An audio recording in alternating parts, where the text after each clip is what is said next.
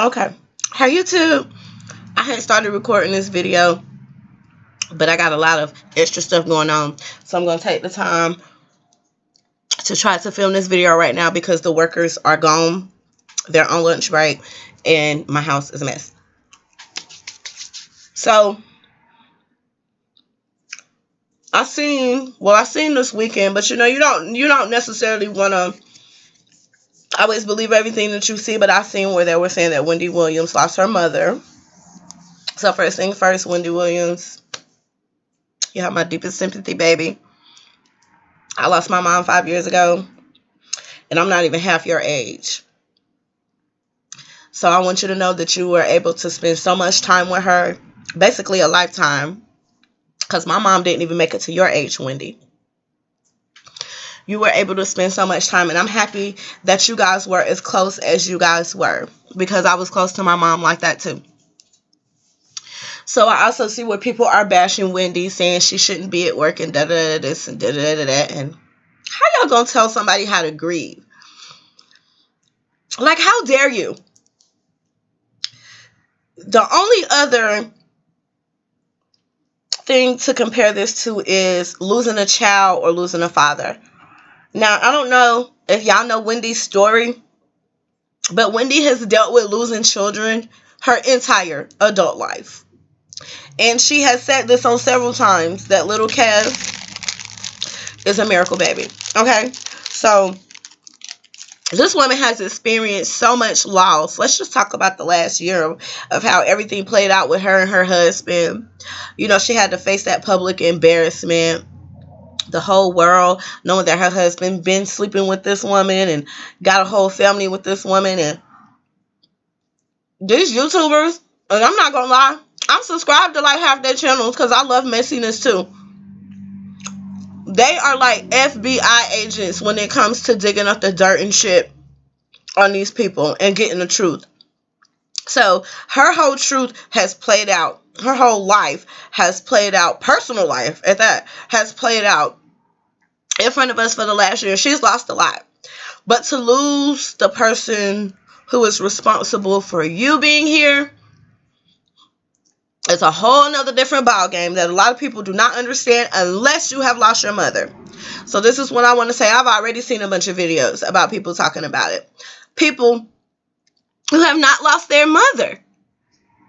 So first of all, I feel like if you have not lost your mother, you need to send Wendy her condolences and keep it fucking pushing. Because you don't know what that pain feels like. The fact that y'all shamed her for going to work, that's probably the only normal thing. I can tell you, when my mama was on hospice dying in my house, sometimes going to work was the only thing that kept me halfway sane. So to bash this woman because she decided to go to work, you should be ashamed of yourself for that. Everybody deal with grief different. You cannot tell people how to grieve. You cannot tell people how to grieve. I know everybody got an opinion. Nobody's probably going to watch this. Don't care. Don't care. It's still going to be put out. And I seen a couple weeks ago where a couple of YouTubers, and I know they feel bad. Y'all don't feel bad. That's your job. That's what you do. But I know they feel bad because they were pointing out how Wendy was struggling with remembering people's names and certain facts from certain stories. And remember, she went through that whole thing saying that Blac Chyna didn't have anywhere to live and stuff like that. Or Blac Chyna was asking her to help her look for a house. You know, people drug her for that. And she had to even deal with that while dealing with the loss of her, losing her mother. And a lot of people are trying to pinpoint it, and they're saying, oh, well, she said that her mother died several weeks ago. Listen, maybe the day her heart finally stopped beating was last Sunday. But I've lived that shit. And my mama was gone a long time before that death certificate say that she was gone. And that's all I got to say about that. If you understand, then you understand. If you don't, then you don't. That's not for me to judge you. And it's not for you to judge her on how she deals with her loss. Because losing your parent, your number one, win, lose, or draw, they support you. Win, lose, or draw. We're talking about somebody who's going to love you in spite of all of your mistakes, in spite of all of, everything good, bad, ugly that you've done, said, despite all of that. Somebody who never, because all the bloggers done turned their back on Wendy and loved on Wendy and then pushed Wendy away and then they welcomed her back for a hug. This woman she's been fired from almost every job she's had. Some of it was over fuckery, some of it wasn't. But no matter what she went through, she always had her mom. Y'all people out here who are not close with y'all parents, my heart aches for you. My heart aches for you. Because my mom was my best friend, still is. Talk to her like she here. Got her ashes in there.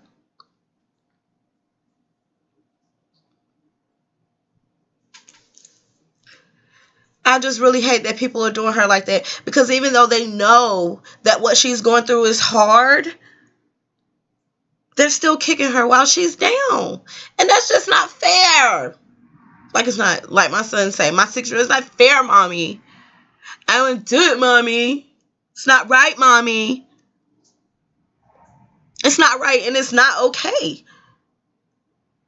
And if she say that her mother was gone many weeks ago, I truly believe her. Because I understand what it's like to watch somebody deteriorate in front of you. Lose their mind. Not remember who you are. I don't even know how her mom died. I don't even know what her ailment was, what was really going on.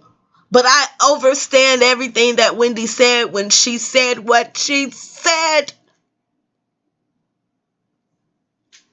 I can remember like a week before my mom died. I didn't even listen to her ass. This is what make it so crazy. And this is what I'm talking about when their mind starts to go. I can remember, she was struggling. She couldn't breathe or whatever. Come to find out, she had like 9% of her lung capacity. Lived 3 months past what they gave her. So we already knew she was on borrowed time. See, I don't know if Wendy knew her mom was on borrowed time. But they had already gave us a date that had passed. So every 10 minutes, I'm looking to make sure her chest is rising and falling. Because I already know she on borrowed time. But I can remember my mom telling me, when we were getting ready to go to the hospital, she was like, I'm going home on Saturday. And this was like a Tuesday. This was like a Tuesday. She was like, I'm going home on Saturday. I can't wait to go home.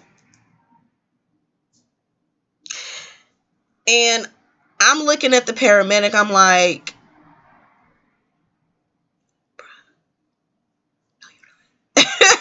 like literally, I'm like in tears because I'm knowing this could be my mom could have died on the way to the hospital, but I had to drive behind them. So I'm just hoping her ass don't die in the ambulance on the way to the hospital because I want to say bye. Everybody wants to say bye. Let me tell y'all something.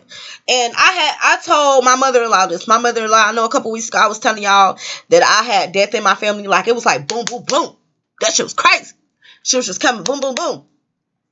And my mother-in-law and her sister were best friends. They talked every day, like me and my sister. And she was like, I just wanted to say bye. And I was telling her, even if you would have been able to say bye, it wouldn't make you feel no different than you already feel about losing your best friend. You can say bye 1,000 times, but when they die, you still want to say bye, even if you said bye to them.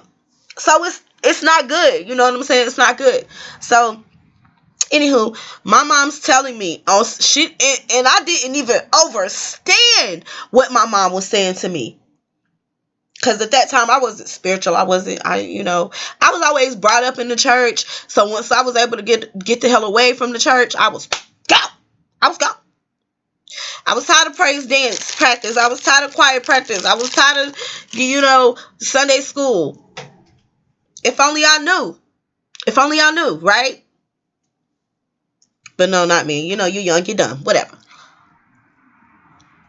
So she's telling us, yeah, I'm going home on Saturday. Not coming home. Because I'm telling her, you're not coming. No, like, you're not going to come. Like, if you're not 100%, you're not coming home. But I wasn't even understanding what she was saying because she wasn't even talking about my house. She was telling us then, I'm going home on Saturday. I can't, I'm saying, I'm going to be so happy when I get home. I know this is going to be hard for y'all, but I'm going to be so happy when I get home. And I'm just thinking, like, what's going to be hard? Like, what? But no, I wasn't understanding. I wasn't understanding what she was saying. So the whole week, I'm back and forth. The hospital was like an hour drive from me. I'm back and forth with my 1-year-old. Back and forth. Getting everything together. And probably like that Thursday we had a meeting. And what's so savage is I recorded it. And we're at the hospital and we're talking to the doctor, and the doctor goes, there's nothing else we can do. We can put it, that's when we found out that her lung capacity was 9%. So she had 9% use of her lung capacity. The doctor's like, listen, we can put her on if you put her on a ventilator, it's over. My mom left instructions, don't put me on a fucking ventilator. Let me go. So we're sitting in there, and we're I'm just a wreck. Haven't slept in days. Probably at that point, months. You know what I'm saying?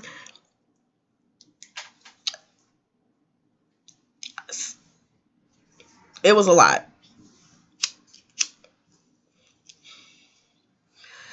It was a lot. My coping mechanism was a lot. It was just a lot. Okay, so, I'm like, okay, well, he's like, we have this little small breathing mask, because I'm like, look, before she goes under, let her see her grandbabies, one more time.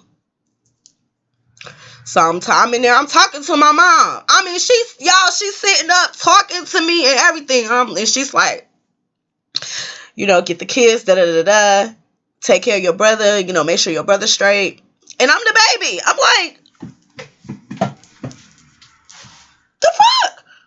Why? Why I gotta take care of somebody who 5 years older than me? But, it's whatever. So, I'm telling her, don't worry, Mom. Don't worry. Get some rest. So the next day, because we go home, we start calling family in, when they call the family in or whatever. So we get the kids, we take the kids, she's talking to the kids, whatever. And, hold on, I just need to Kleenex, guys. Because I'm struggling.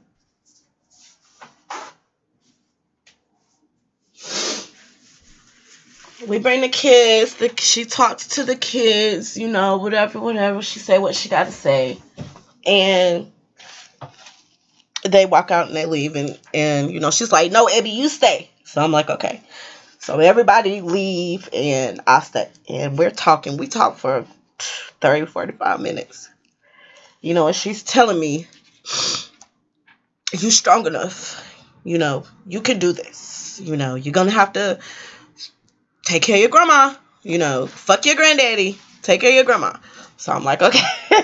I can do this. She was like, it's going to be hard. What you're getting ready to have to go through in life is going to be hard. But you're strong enough. And so I'm listening to somebody who literally knows that this is it. Who knows, I'm getting ready to expire. And even in all of that, she was able to uplift me, to help me stay strong, to encourage, because she knew all of the pain that I was going to have to deal with, everything. And a lot of people say, well, how are you able to do it? Had to be her. You guys know the footprints. I don't know if it's a poem, but my grandma has it in her house, and it's like Jesus, and he's walking alone in the sand, and first you see two set of footprints, and then you see one, and the person says, well, God, why did you leave me? You left me. You said you would always be beside me. And come to find out, the whole time God was carrying them through. Like, I really feel like that's how my life has been since my mom has died. And I'm just now starting to see those footprints beside me again. So for 5 years, I'm only seeing one set of footprints, and I'm thinking they mine. And they wasn't. So, Wendy, keep your head up. It's going to be hard for you. It's going to get worse before it get better. You just think about that footprints. You think about that. And the rest of you people who are out here shaming Wendy, y'all go to hell. Especially if you don't know the feeling of losing a parent, how dare you tell her how to grieve? How dare you? It's 5 years since my mom died, and I still get super upset. You guys, like, I'm not an emotional bitch. A lot of shit don't get to me. But that got to me. That y'all been dragging this lady on how she is grieving. Y'all should be ashamed of yourselves. Stay dangerous.